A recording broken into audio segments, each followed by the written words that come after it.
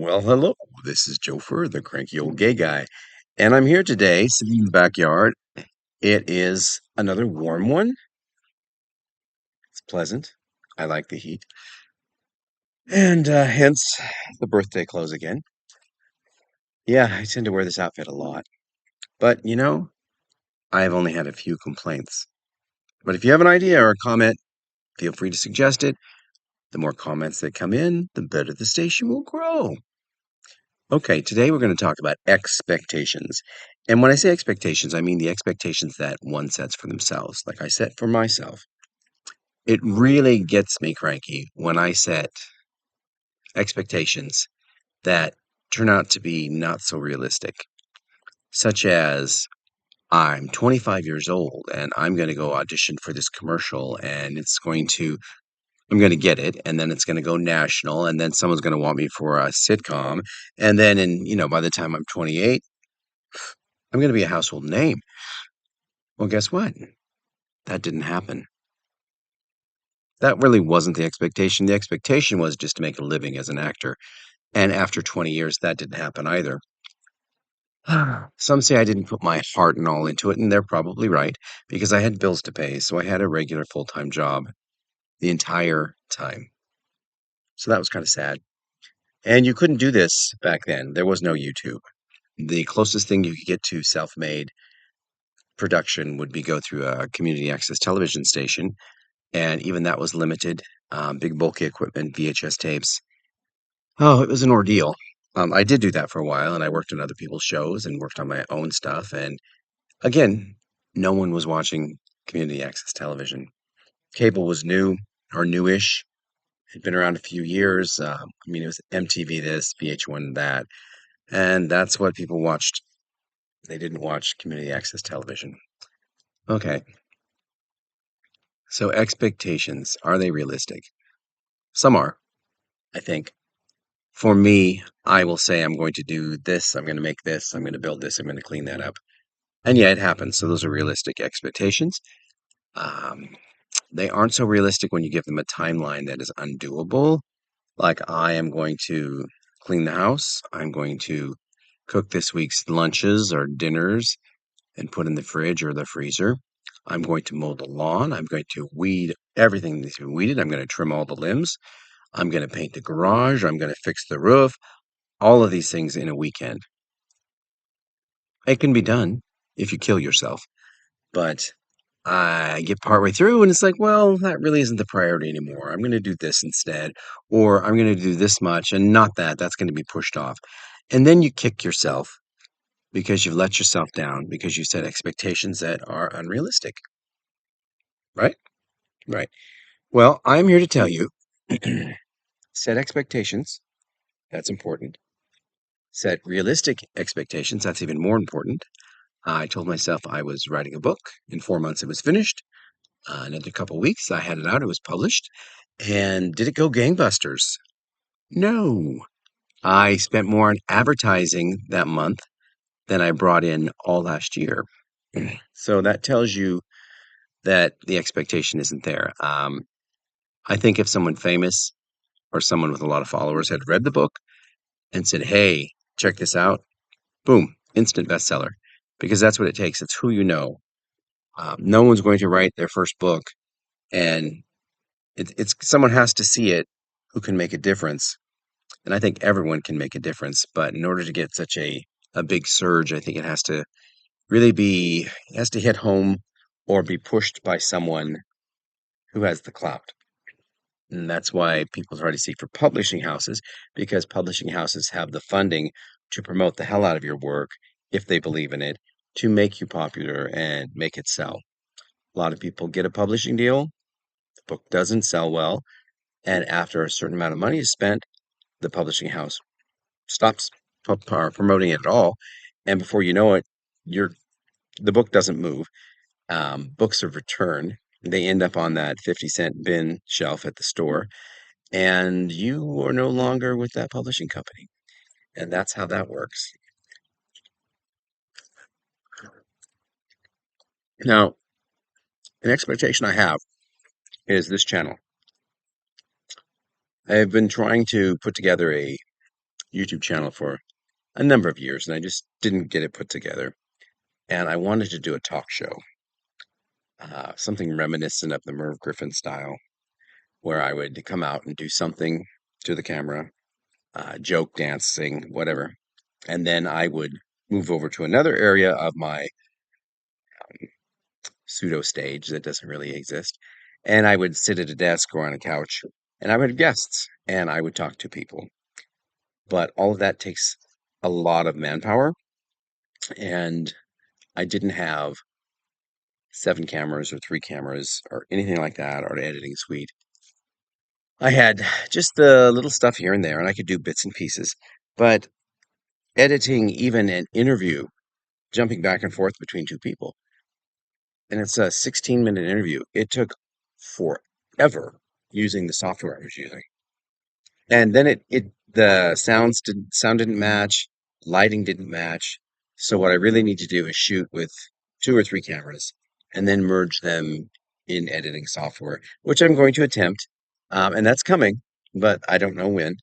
And hopefully this channel, Cranky Old Gay Guy, will then slowly transform into the talk show that I had envisioned years ago. The best way to make that happen is to keep doing this every day. So it's a routine for me. I get used to it. Believe it or not, these short little videos sometimes take a long time because of technical difficulties, such as today, I'm using a laptop outside, and I do have the software on this machine, I think, so I can possibly just do everything right here. Um, you can't always, or I can't always just go through the YouTube studio with just the YouTube app and get everything published. If I have a stop and start, it's not a pause. It's considered a new video, and I have to merge the two. And thus far, I haven't been able to do that with YouTube Studio. So I need to spend more time in YouTube Studio. But with the laptop, I hate the keyboard. Mm, It's not the problem. The problem is I need to get a wireless mouse to hook up to this because I hate the little scroll pad. You touch the pad here and there, it's not accurate. I like to be able to see a cursor move with my hand and click on it. So that's an expectation I have, is that I'm going to get this down. I'm going to get it right. And when it's right, all is good. Okay. Right now, that's not the case, but it's coming. So I just need to keep this up every day. I need feedback from you guys. What do you want to see? Nothing set in stone. I can't show nudity. I can't cuss and swear because it's YouTube. And the plan is down the road, if I get enough views and enough subscribers, then it gets monetized and it will start making money, which would help me get equipment and time and everything to do the talk show that I'm really looking to handle. Um, I like it to look polished, not amateurs, but polished. I don't want to be Ellen. I don't want to have a huge studio look about it. I want it to be very one-on-one, but interesting. And I want people to tune in, much like they would to a Mark Maron podcast. They tune into Mark Maron because he's a good interviewer and he has interesting guests. And it's a long conversation, but you want to listen because you're really intrigued by it. And I would like to have something like that, maybe not super long interviews, but just one guest at a time and someone interesting, artsy, someone who has something to say and tie it all together. So that's the expectation there. I don't think it's unrealistic. I think it's just going to take time and I need to work on that. Uh, Another unrealistic expectation I have often is that I'm going to go to the gym this morning early. I'm going to get out of the way and start my day. Well, I might get up at 6 o'clock and I go make coffee and then I sit and I delete all the junk mail from my phone, usually 150 daily, easily. I try to do it throughout the day so I'm not hit in the morning with all of them at once. Same with Facebook. All of these notifications in Facebook. So and so posted, so and so commented.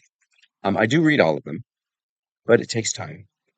And then if I am in email and something comes up newsworthy, I go out and I look that up so I actually know what the story is and not just what the blurbers they're telling me. And that can take some time as well. And then I have to walk the dog. I have to feed the dog. I have to get everything put together for me to go to the gym. And it's like, while I'm out, am I going to have to go to the store? Do I have to do this? Do I have to get gas? All of this. Is my schedule open for this? Is it not? And by the time I get back in the afternoon, oh, and then I shoot this little video in the morning too. So you guys can see what's coming. I get home in the afternoon and it's already 2:30, 3 o'clock. And suddenly my body says, you are exhausted. You need to rest. And I don't feel like doing jack. But I have a list of things that I have to get done that day. So it's stressful. And that is an expectation I need to stop doing, is saying I'm going to get to the gym at 7 o'clock in the morning, because it's just not happening. That's about it today. I don't have a lot to say on expectations other than you shouldn't kick yourself if you aren't meeting your goals and expectations. Instead, you should adjust the goals to make them realistic. Now, if they're realistic and you're just sitting on your butt and not doing it, that's another story, and you're letting yourself down. Not because of expectations, but just because you're letting yourself down. I'd like to hear from you, hear what you have to say on this subject. Tell me anything you'd like. Tell me how you handle it. Do you put it on a calendar? Do you do it on an app? How do you stay on track and meet the expectations that you're setting for yourself? That would be interesting to me, and maybe I can pick that up.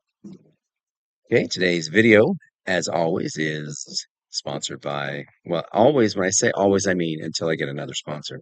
Sponsored by the 35 Letters of Letters from a Mother to Her Son by author Joseph L. Ferguson, available on Amazon in all formats. And that information is in the description below. Today's shout out, I'm going to send, since it is Pride weekend coming up, I'm going to send it out to Shout Out Media on Facebook. And what that is a media page which gives you all the listings of LGBTQ plus IA goings on or associated things happening in the city, Portland, Vancouver, Gresham area. And they post throughout the day. So check that out for events. And I'd also like to send a shout out to Clip Clop Productions. It's run by Katya, who is also known as the Blue Horse Grandmother. And Katya puts on big lavish parties, dance parties.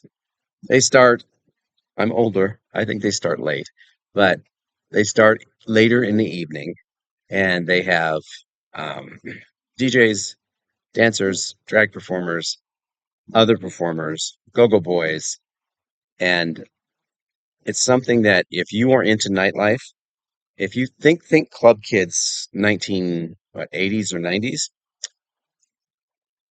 I think that is probably as close as a description I can give.